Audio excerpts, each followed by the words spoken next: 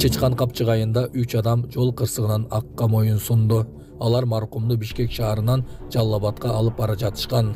Бул жаңылыкты угуп туруп шок болбой кое албайсыз. Баткенде бир аялды өлтүрүп, жаш кызга ыдык көрсөткөн бала кармалды. Ушулар жана башка жаңылыктар түрмөгө. Видеонун астындагы үйдө караган бармакчаны албетте басып коюңуз. Ошондо гана сиздер акыркы жаңылыктардан кабардар болуп турасыздар.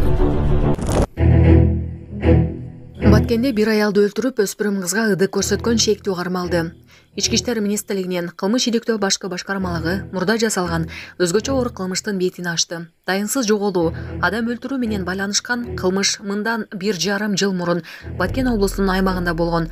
Бул тууралуу Ички иштер министрлигинин басма сөз кызматы билдирди. Маалыматка ылайык 2023 жылдын 20 сентябрында милиция Каразаков шаарынын 1986 жылы туулган тургуну үйүнөн чыгып кетип, дайынсыз жоголгону тууралуу маалымат болгон. Туугандарынан арыз түшүп, издөө иштери жүргүзүлгөн. Аялдын жоголушу боюнча Кыргыз Республикасынын кылмыш жаза кодексинин 122-беренеси адам өлтүрүү менен кылмыш иши козголгон. Ички иштер министрлигинин кызматкерлери тарабынан ыкчам издөө иш-чаралары жүргүзүлүп, анын жүрүшүндө 2023 жылдын сентябрь айында өзгөчө оор кылмыш жасагандыгы аныкталган. Ал эми кылмышка шектүү катары 1992 жылы туулган жаран кармалды. Аталган жаран аял менен болгон жаңжалда денесине оор жаракат келтирген. Кийин кылмыштын изин жашыруу үчүн өлтүргөн аялдын телефонунан СМС жазып, ал чет өлкөдө жүрөм деп СМС аркылуу туугандарына жооп берип турган. Тергөөнүн жүрүшүндө шектүү өлтүргөн адамдын денеси көмүлгөн жерди көрсөтүп, окуя болгон жерди айтып берди. Тергөө иштеринин жүрүшүндө айылдын четиндеги талаада көмүлгөн адамдын сөөгү табылып, тийиштүү соттук экспертизалар дайындалды деп жазылат маалыматта. Мындан тышкары кармалган жаран жашы жете элек кызга карата ыплас аракеттерди жасаган деп шектелип, ал дагы Баткен облусунун тургуну экендиги аныкталды.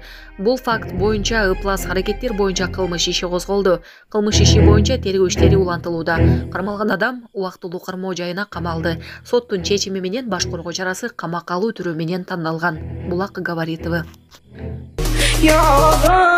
Саламатсыздарбы, Москвадагы мекенештер, сиздер документ жагынан кыйналып, регистрацияңыз базадан чыкпай жатса, биз сизге Абдуталип Байгени сунуштайбыз. Документтериңизди бат жана таза жасап берет. Регистрация 3 айга, 9 айга, трудовой договор, ИНН, СНИЛС, Сахаровага карточка жана башка жумушка керектелүүчү документтерди бат жана таза ишеничтүү жасап беребиз. Андыктан +7 916 044 66 24 WhatsApp связь номерине байланышып, документиңизди тактап таза бүтүрүп алыңыз. Москвада текшерүүлөр күчөп жатат, документтерге так болуңуздар, кызматыңыздарда Абдуталип. Түндө Чычкан Капчык айында 3 адам жан берди. Алар борбордон маркумдун сөөгүн алып келе жатышкан. Бишкек Ошуна жолунда Toyota үлгүсүндөгү унаа кырсыкка кабылып, 3 адам каза болду. Бул маалыматты турмуш басылмасына Жалал Абад облустук жол кыймылынын коопсуздугун камсыздоо бөлүмүнөн тастыкташты. Маалыматка караганда, жол транспорт кырсыгы бүгүн 21 февралга караган түнү унаа жолдун Чычкан Капчык айындагы тилкесинде болгон. Турмуш басылмасына белгилүү болгондой, айдоочу көп жылдан бери Бишкек Жалал Абад багыты боюнча такси кызматын көрсөтүп келген. Ал Сузак районунун Актоок айылынын 51 жаштагы тургуну болчу.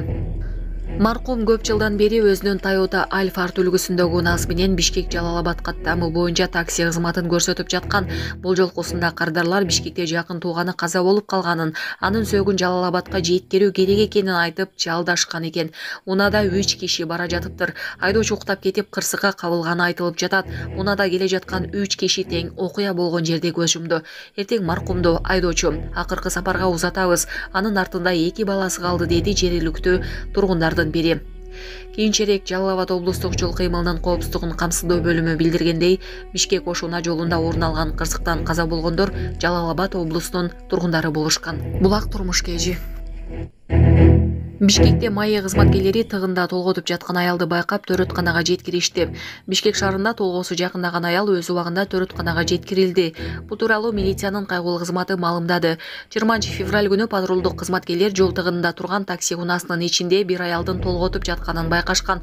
Алар ыкчам чара көрүү менен аялды төрөтканага жеткиришкен. Толгоосу келип жаткан аял өз убагында дарыгерлерге тапшырылды. Мына биягынан деле чыгат. Жетелесең.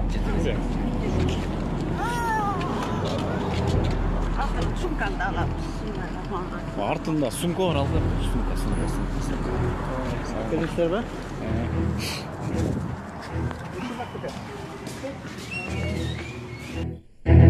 Ташиев Кыргызстан менен Тажикстан тарыхый макулдашууга кол коюшту. Бүгүн 21 февралда Кыргызстан менен Тажикстан чек ара боюнча тарыхый келишимге жетишти. Документке Бишкекте эки өлкөнүн УКМК башчылары Камчыбек Ташиев менен Саймумин Ятимов кол коюшкан. Кыргызстан менен Тажикстандын элдери үчүн өзгөчө тарыхый күн. Биз чек ара маселесине чекит койдук. Башкача айтканда, Кыргыз-Тажик чек арасы боюнча жыйынтык протоколуна кол койдук, деди Ташиев.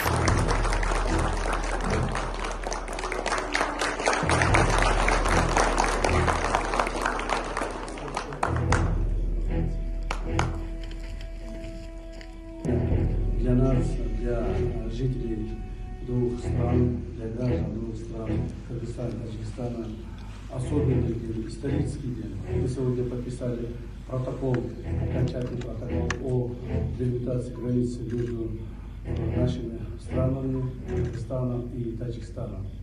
Как выше отметил уважаемый Сергей Сатарович, о том, что нами были подготовлены несколько документов для подписания дальнейших. Это первый договор государственной границы между Кыргызстаном и Таджикистаном. Второе – это соглашение между нашими правительствами по объектам и энергоресурсам, то есть объектам водных ресурсов. Это третье соглашение, это соглашение о использовании дорог, перекрестных дорог и строительства. Таким образом, мы сегодня окончательно завершили согласование. И сегодня наша комиссия, Государственная комиссия по делимитации и демаркации официально объявляет тем, что мы полностью по всей протяженности наших границ согласовали. Я в этой работе благодарю всех членов нашей комиссии обоих государств. И особенно я хотел бы поблагодарить уважаемого Саюза Сатаровича за то, что он действительно оказал очень большое содействие совместно с нашими группами данную работу завершили. Спасибо. Спасибо огромное.